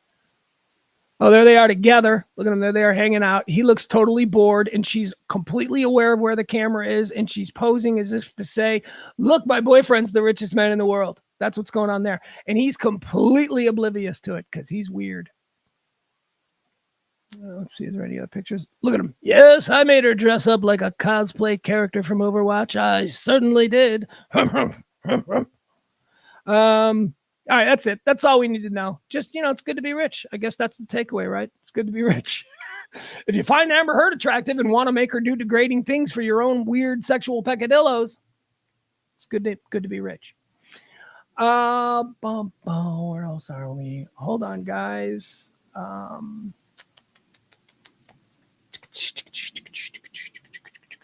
Okay, we don't need this one. Sorry. All right, next story. Here we go.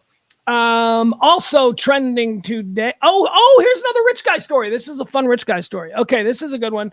Edwin Castro. I don't know if you know who Edwin Castro is. I didn't know who he was until I read the story, but I remember him when he was the thing.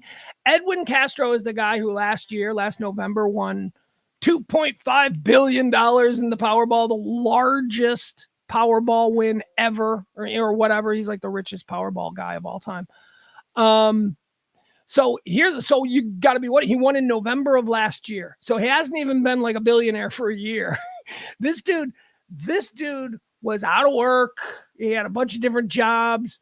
He's just a Mexican dude from East LA, 31 years old, just a regular dude, struggling like the rest of us. Had a dream, bought the right ticket, and now he's worth like billions of dollars. Let's look at how this dude is living. This is again, I just told you, born and raised East LA, came from working class, never married, no kids, working class family. He was out of work at the time. He'd been out of work for about 6 months. Doesn't really have a career, just a jobber, that kind of dude. A lot of us are like that. A lot of us are jobbers.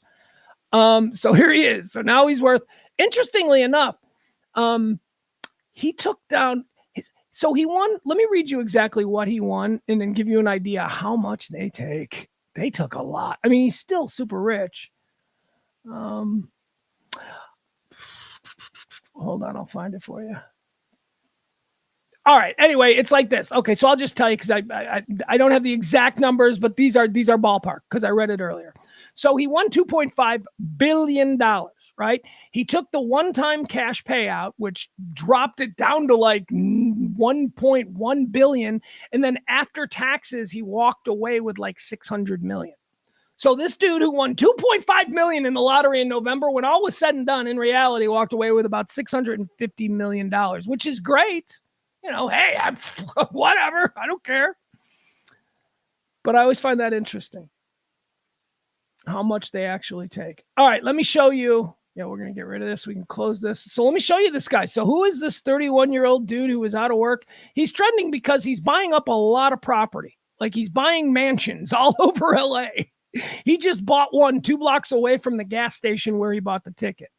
There he is. That's him right there. This is like the greatest picture ever. Look at this son of a bitch. Look at that smile. I don't know if you can get as close as you can. That is the smile of a man who went from being out of work to being a billionaire. Look at him. So let's check out. He bought a new house. That's why he's trending. He's got like 4 houses around LA. He's got like $100 million in LA real estate already.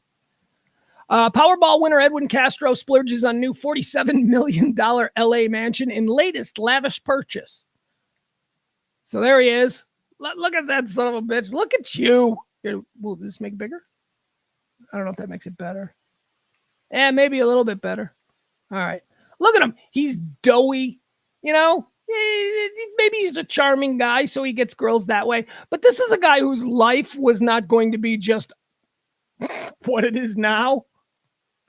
All right. So here's the new house he built or bought. Look at that. That's up there in the Hollywood Hills. It's $47 million. That's just like, that's going to be his Wednesday and Thursday house. Of course, he spends Friday and Saturday at the beach and then Sunday in Beverly Hills because of church. Well, let's see. This is his house. I want to show you his car. Oh, look at this. All right, so this is a close-up. Dude, look how cool this house is. Look how cool this house is. It's all boxes. You got a waterfall. What is this? What is it? Is this a shower? Is this a shower? You can't shower outside. You're in the hillside. People, whatever. That is so cool. Rich people, they don't care. Wow, look at that. That is a great looking house. Not much of a yard, but well, it's on a cliffside. So look at that. Look at that view. You want to come over and watch? I don't know. What do people watch? Want to come over on Sunday and watch Billions? Look at that. That is amazing. That's your view. That ain't a screen. That's the view. That's like outside. Oh my God. Guys, I want to win the lottery. This I don't need. Look at this stupid yoga studio. I don't need a stupid yoga studio. But I bet you the many women that will come in and out of my house, they'll probably be into yoga. So maybe a little something for them. A little something for them. Kitchen looks great. Look at that. It's a great looking kitchen. And again, this is just the latest house that he purchased for $47 million. Where's the picture of his car? There was a picture of the car that he's trucking around Los Angeles in. And it's like super expensive, but I gotta be like, no, it ain't that great. He's trucking around in a classic Porsche 911. It's like a 1978 white Porsche 911. It ain't that great. I'm like, dude, you got, okay, whatever. As long as that's one of like 40 cars that you own. But anyway, there you go. That's him. God love him, man. Edwin Castro. He did what we all wish we could, which is stand in line at a racetrack and just have the God smile on us and those random numbers get up on a piece of paper that we walk out with. That's the goal. He didn't do nothing. Again, that smile, that picture of him walking down the street with his little pop belly and his bad fitting shirt and his like stupid ponytail, and he's smiling. Yeah, brother, you smile. You stupid ponytail. You wear that. That's no longer a stupid ponytail. You're now an eccentric billionaire. That's now a part of your brand, my friend. Chicks are going to dig it now. All right. MTV. This is interesting. I was looking at the ratings, and MTV was taking a big hit in some ratings discussions. MTV had their MTV Music Awards. The MTV Music Awards, they used to be a really big thing. They used to be, I remember, oh my God, there was a time in the 90s it was like, I can't do anything on Thursday. It's the MTV Music Awards. For my generation, it was a very big deal. It was bigger than the Grammys. The MTV Music Awards are still a thing. And they aired on Monday night on MTV. Taylor Swift was there. That's it. That's all the contemporary people I could name. I don't know. Moses Malone. Post Malone was there. I almost called him Moses Malone. All these people were there. It was a big deal. It was a big deal for youth culture. The MTV, it used to be a huge flag post in the yearly calendar of youth culture events. 900,000 people watched the MTV Awards. 900,000 people. Now you're saying, Pugs, if I had $900,000, that'd be a pretty good deal. It would. But that's not good for TV. That is really, really bad. Worst ratings in the history of the MTV Music Awards, and by a lot. They've incrementally been going down over the years, but there was at least over 1.5 billion last year, or 1.5 million. It was 1.5 million last year. This year, 900,000 people watched the MTV Music Awards. Now, put this in perspective, because it aired opposite Monday Night Football. Monday Night Football had 27 million. 27 million people tuned in to watch the Buffalo Bills and the New York Jets. 900,000 for MTV's Music Awards, which, as I say, at a point in time, not all that long ago, was a very important cultural moment in America for youth culture. It was who was cool, who was not cool. It was, not tangibly important stuff, but as far as culture and how we perceive stars, and all, it was a big deal. It was an important deal for that world. And now 900,000 people. That's it. They got 900. I don't know how. What is MTV now? See, MTV. I look at it and I think they were like Sports Illustrated. They were really late to embrace digital distribution. What they started doing when everybody else was developing digital means of distribution, MTV just started buying up vacant cable channels. MTV 9. Now suddenly there's MTV Gold. What are you doing? People are cutting the cord. They're not flipping through cable channels anymore. They're not going to find MTV Pewter. MTV Pewter. Only for people who like soft metal. I don't know. I was riffing there. Yeah, so MTV didn't, now nobody watches, and they're still doing it. It's like, hey, it's going to be on TV. What's TV? It's going to be on cable. What's cable? Okay, MTV. The last thing that I have here, and I don't even know if I want to go into this. I might just skip this and go into it's a bunch of letters that were written on behalf of Danny Masterson. You know, people, friends. We all know about the Ashton Kutcher and the Mila Kunis letters, and although we haven't necessarily heard the text of those letters, some of the other letters have been released by some gossip thing. And here's the interesting thing about it. So some dude who's a director, he's not a name, so it doesn't really matter, but it's just some dude who's a director who was writing a letter of character for Danny Masterson, went into this. No! Oh my God. That wasn't the director. The director did the other thing. This was Ethan Suplee, or Suplee. I'm not sure. I'm not entirely sure how you pronounce it. Ethan Suplee was, do you remember, I don't know, there was like a football movie back 20 years ago, and it was a high school football movie, and he was like this big, giant, fat kid, and then he was on, I think, My Name is Earl, where he was also like a big, giant, fat guy, but then he lost all the weight, and then like Ethan Supplee's now like not a fat guy anymore. Anyway, whatever. He wrote a letter. He wrote a letter on behalf of Danny Masterson, because apparently they've been friends for 30 years, and he wrote this letter, and the dog wants to go outside. Oh, hold on a second. I got to do something real quick.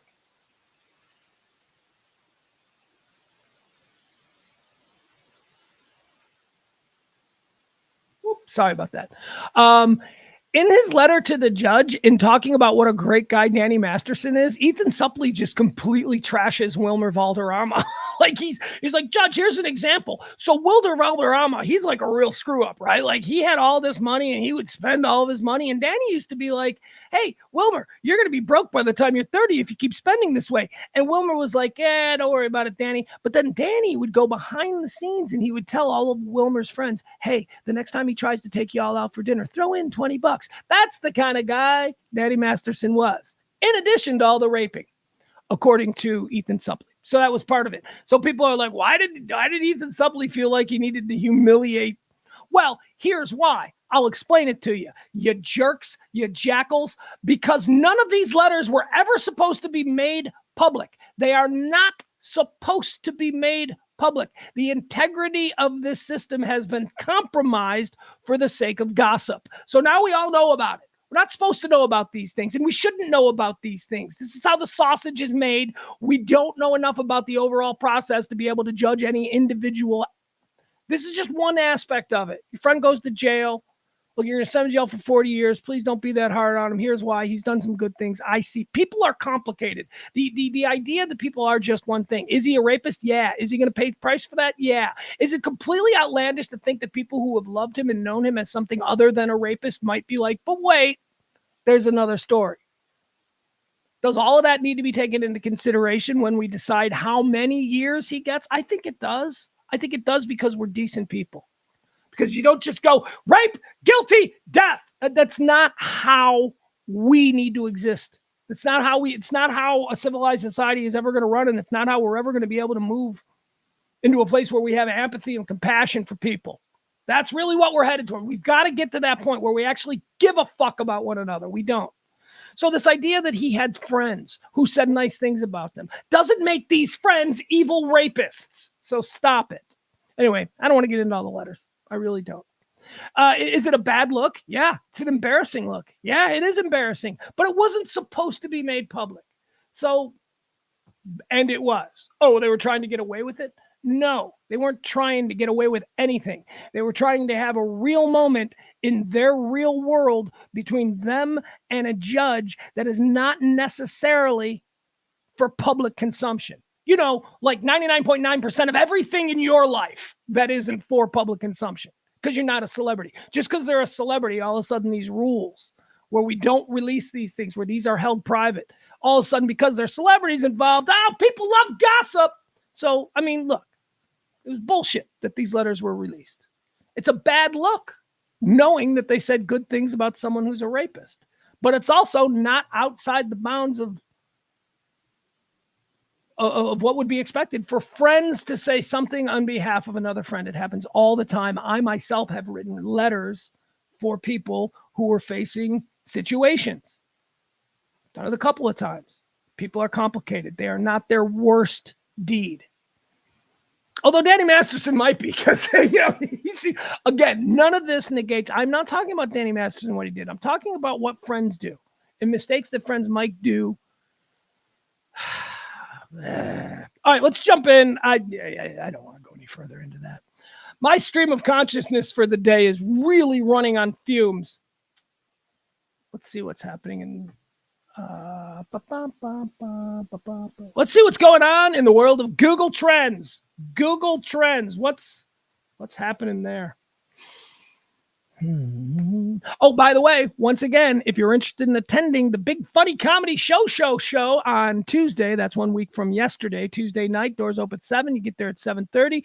Me, James Parker, Dean Lewis, a whole bunch of us. I want everybody that can, no pressure. It's free. I want everybody who can to come on out because, as I say, we've been doing the shows now for 2 years. And we've never done one event. And anyone who knows me and knows my history knows that that's rare. I like to do a lot of events. So we're going to come out on Tuesday. James and I are going to make our stand-up comedy debut at the Improv in Addison. Doors open at 7 o'clock. Showtime 7:30. Come see us. There's going to be us and a whole bunch of other people. And then we'll hang out. But here's the deal. You've got to let me know so I can put you on the list, because otherwise they're going to charge you whatever. But just tell me you're coming. I'll put you on the list. You get to be on the special list. You know where you are all going to be. That whole thing. So you can do that. You can send that to Pugs Moran on Facebook, or you can go Pugs Moran also on Twitter. Send me a DM, or as you see scrolling down there at the bottom of the page, you can send me an email, pugs@hireahero.org, that wonderful organization run by Rob Barr, who sometimes pops into the chat room.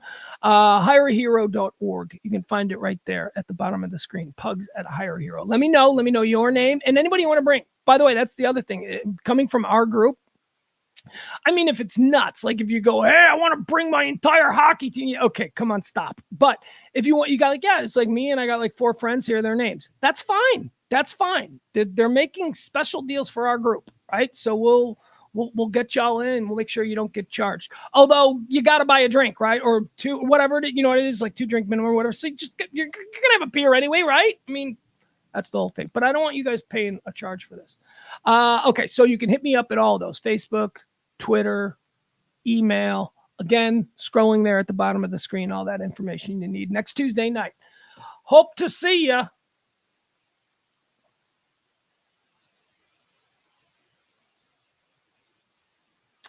Oh, my God.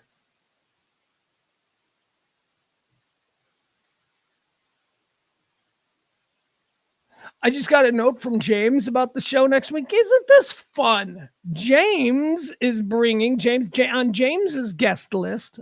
James is doing the same thing. On James's guest list, James is bringing Sybil and Eric. Oh, that'll be fun. Be a whole little reunion. Sybil, I haven't seen Sybil in so long. I love her. Eric, I love too, but he's a guy. I don't really need to see him like that. Okay, that's very good. So James just hit me with that. That'll be fun. Let's go to Google Trends. Let's see if I can squeeze another 15 minutes or so out of this show. There's nothing here. I got my kid coming this weekend. I got my kid coming this weekend and next weekend because his mom and stepdad are going out of town next weekend. So I had two weekends in a row. It's gonna be a lot of fun. Don't know what we're gonna do. We can't play mini golf anymore. You guys know about this? We can't go. My kid and I, we used to go play mini golf every week. We used to play every week. It was fun. He was getting good. Well, you know me. I don't know if you know this about me. I'm incredible at mini golf. I am as good as look. I'm comfortable saying this. I'm not good at anything. Let's just establish that. I'm not good at anything. I'm not good at shooting a basketball. I'm not particularly skilled at hitting a baseball. I can't drive a golf ball to save my life. But you put me in front of a giant windmill, oh, I'm actually pretty good. I know it's crazy. So I'm really good at mini golf, and me and my son, we used to go and play mini golf every Saturday night. And it's kind of like, I want to see if he's any good.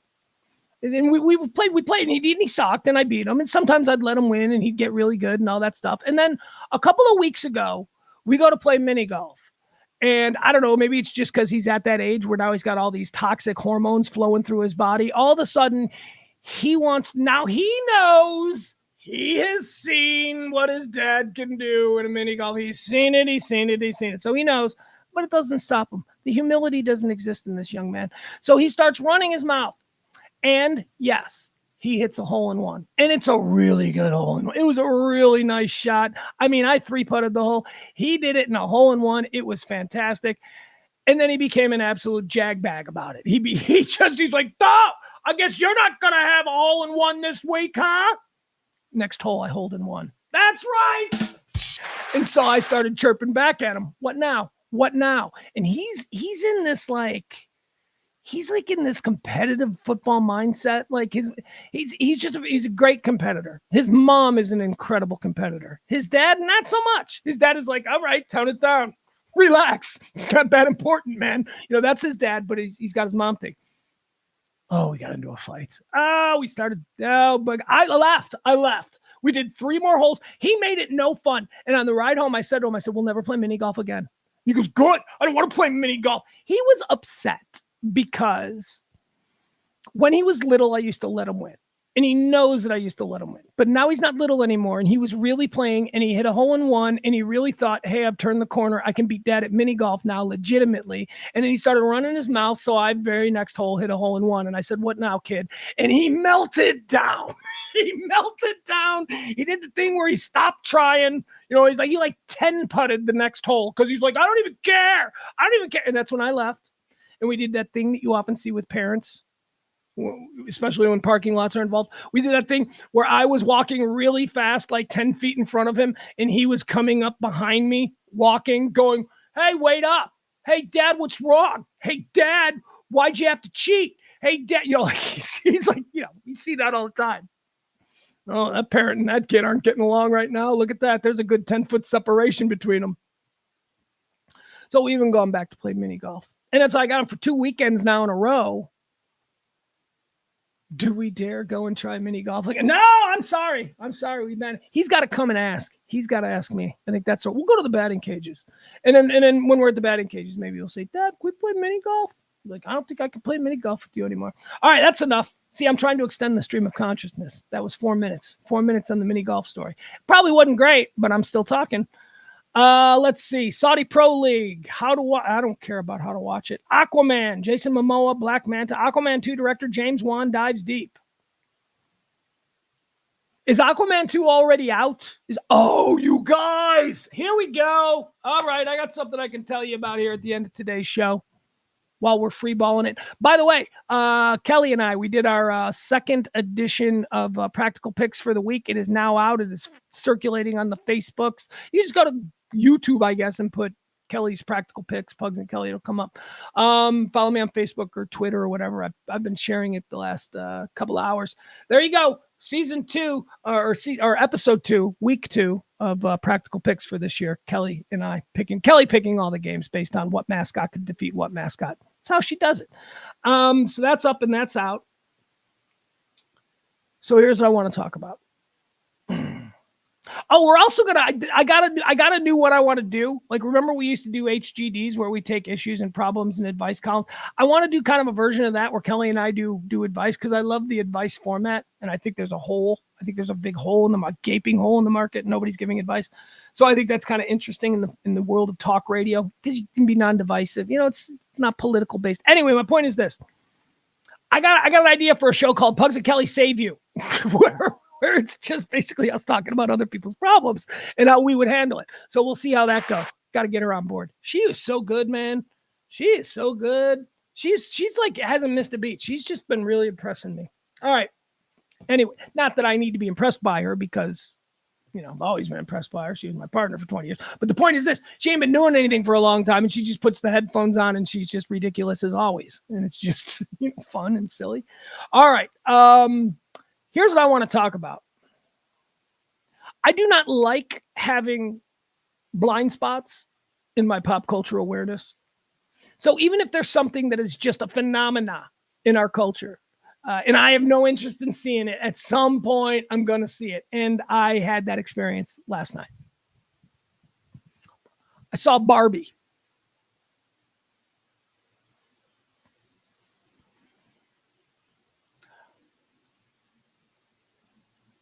Obviously, I am not the target demo for Barbie for this movie, right? Went in.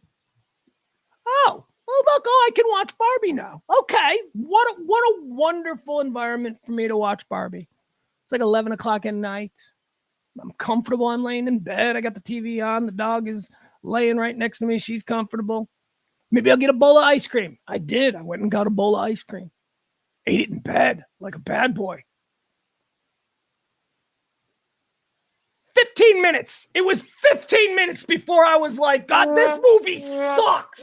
This movie is so bad. It's not for me. It's not for me. Was it visually cool? Yes, it looked great. That's cool. That's very Edward Scissorhandsy, Truman Show. Very cool sets, very Popeye. Whatever. It looks awesome. Very, very creative. Margot Robbie. Woo! Love her. God, she's great. Gosling. God's couple funny things from Gosling. I enjoyed that when he got injured at the beach doing his job, and he was being worked on. This I thought was very funny. He was being worked on by paramedics, and he was talking about what he does for a living. And he says, a lot of people think I'm a lifeguard, but I'm not. My job is beach. Just beach. Like, that's his job. Not a lifeguard at the beach. Not even a swimmer at the beach. No, Ken's job is beach. So I thought that was very funny. I laughed at that. I went, beach. It's his job. Ken's job is beach. I like it. And then Barbie had a party at her house, and it started with a big dance number, and I went, nope, and I was out. That's it. That's as far as I got. About 15 minutes into Barbie. I don't have daughters. I don't have to fake it. I don't have to pretend like it's something that I would ever in a million years be interested in watching. It was so dumb. That is just what I'd say. This is dumb. Now, I also understand that later in the movie, there are some pretty funny one-off performances by some of our greatest working comedians, the likes of, I don't know, who's in it? Like Will Ferrell, I think Amy Poehler, maybe. I don't know, whatever. That's great. I can do without it. I've seen them in other things. There you have it. That's my review of Barbie. Or at least my review of the first 15 minutes of Barbie. There's two. When is Oppenheimer going to be out? That's what I want to watch. That's the one. So I'm comfortable having this blind spot, this pop culture blind spot when it comes to Barbie. I get it. I saw it. Dancing, pink everywhere, very girl, very nope. Didn't like it. And I'm not a hater. I mean, look, it made like $1 billion. There's plenty of people who like it. You people are the haters if you're mad at me for not liking it. I'm just telling you, it's not my thing. Was never supposed to be my thing. Greta Gerwig didn't have a picture of me hanging in her office while she was producing the damn thing because I'm a middle-aged white man, and I have never in my life ever given anyone the impression that I'm interested in Barbie. Hey, how about Deion Sanders already? They're already talking about Deion Sanders 1 year and done there at Colorado. The SEC is a calling. That's what they're saying. 1 year and done. That's another guy. Deion Sanders is fun. Don't get me wrong. He's fun. But he's all about himself. He's just in it for himself. He's going to do whatever. Don't believe the whole, we're building a community here in Colorado. Y'all like my children. He will be out of there. I mean, if an SEC school calls, please. Deion Sanders will be coaching in the NFL in 3 years. You watch. Head coaching, too. Because apparently, and this is no joke, apparently he's a good coach. Again, people are complicated. There are all sorts of things, right? Deion Sanders might be a D-bag, and I'm pretty sure that he is. I have some firsthand knowledge of him being a D-bag. Anyway, but he's a good football coach, and he's one of the greatest cornerbacks ever to play the game. Can't take those away from him just because he's a D-bag.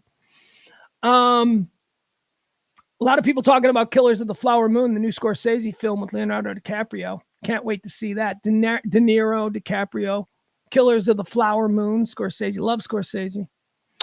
Adam Sandler has announced a 25-date comedy tour. It's called the Let's Have Some Fun Tour. Let's see what the dates are. Adam Sandler, like, you don't think of Adam Sandler as a stand-up comedian, but he was. Adam Sandler was a stand-up comedian. He just became a movie star, and so he stopped doing stand-up comedy. The comedian, 57, announced on social media Wednesday that he'll be embarking on a comedy tour in North America from October to December with 25 dates in total throughout the U.S. and Canada. The run of shows, titled the I Missed You Tour, is set to kick off on October 12th in Vancouver. See, now that's great. That's great for him, because Adam Sandler is going to just go on stage, sold out rooms, people who are just fans of Adam Sandler, and he can get up there and he can say anything. I mean, it's going to be like the most welcoming audience. That's good. That's good for him.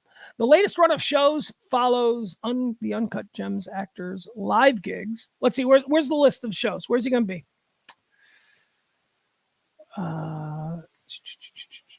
It's being produced by Live Nation. It features stops in Portland, San Jose, Toronto, Memphis, Salt Lake City, Rochester, Minneapolis, Oklahoma City, and beyond.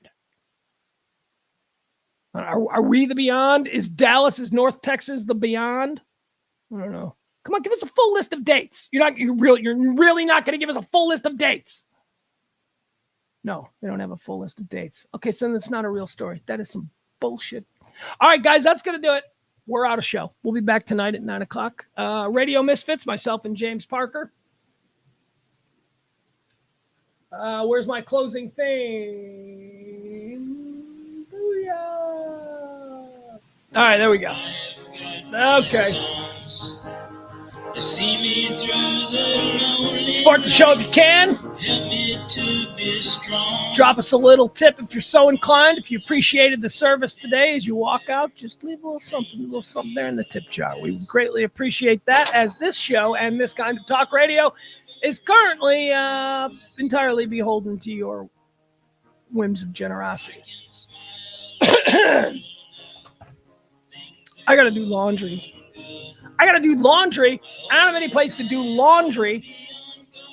Typically, I do my laundry over at E's place, because he took the cool ass laundry stuff when he moved to the new place, leaving me here in the old place, the guest quarters on the abandoned 1%er compound. It's not abandoned. You think it's abandoned? You come by at 2 o'clock in the morning, you'll be met by some ferocity of which you've never. Point is this. So typically I go over to his place, but I can't do my laundry over there because, as we said, E's place collapsed because a water heater blew up in the attic and poured a waterfall of water through the walls for a week. Nobody noticed. Now there's all kinds. So I can't do that. So I got to go to like a, oh, you know what? Okay. So I have this thing, like my kid can't sleep on dirty sheets, right? Like my kid has to have clean. It's just a good thing. Look, I have a lot of things that I'm not, checking boxes, dotting I's, crossing T's. There's a lot of stuff that I let slide, in my life. But one thing that I always try to do is I always try to make sure that my kid has clean sheets. And those sheets are filthy so they need to be cleaned. So I got to go to a laundromat today. Now, I've never done that before. I'm a little scared. I have never been to a laundromat before. I don't know what I'm looking for. I don't know what's it going to cost. What's it going to cost me, like $10? That's what I figure. Do a load, $10, wash it, dry it, what, right? Or is it more than that? Is it crazy? Anyway, point is this. How long does this take? Like, I can't leave. First of all, they don't have laundromats in nice neighborhoods. So the laundromat I have to go to is in kind of a sketchy area over by Love Field, and a little sketchy over there. So I can't leave my clothes, right? I got to sit there for an hour. There's got to be a better way. There's got to be a better way. I don't know. How long does it, is this, basically, here's my point. Is this going to be a 2-hour thing? Am I going to be like 2 hours sitting in my car, making sure that nobody steals my clothes? I don't know. I've never done it before, but it'll be an adventure. And I'm certain that on tonight's Radio Misfits show, I will have plenty of tales. Tales of heroism. Tales of cowardice. Tales of my experience trying to do laundry at a laundromat for the first time in my 54 years. Hey, today is a day where I'm going to wake up and we'll have done something I've never done before. So that's a good thing. Unless that thing I've never done before is a bad thing. Then it's a bad thing. But this is a good thing. Life experience. Maybe I'll find God at the laundromat. You never know. You never know. All right, bye, everybody. Love you. We'll see you tonight at 9 o'clock. Peace. Down the road I'll travel, far from the comfort nest. I am on a never-ending quest. Okay, can I just say, Adam Rain is suggesting I go to the one at here. What does he say here? He's go to the one at Maple and Lemon, my old one. Well, that is so funny because that is exactly the one that I was looking at going to. But that neighborhood's not that sketchy, right? It should be all right, right? I can't leave though. Ugh. That is exactly the one I was going to go to. Oh, wait. Maybe it's not. Hold on. Where's the one? Maple and Lemon. Maple and Lemon. Oh, yeah. No, there's another one, Adam. There's one on Maple and like Kings Road, over there. There's like a Kroger over in that area. Anyway, whatever. Bye, everybody. See ya.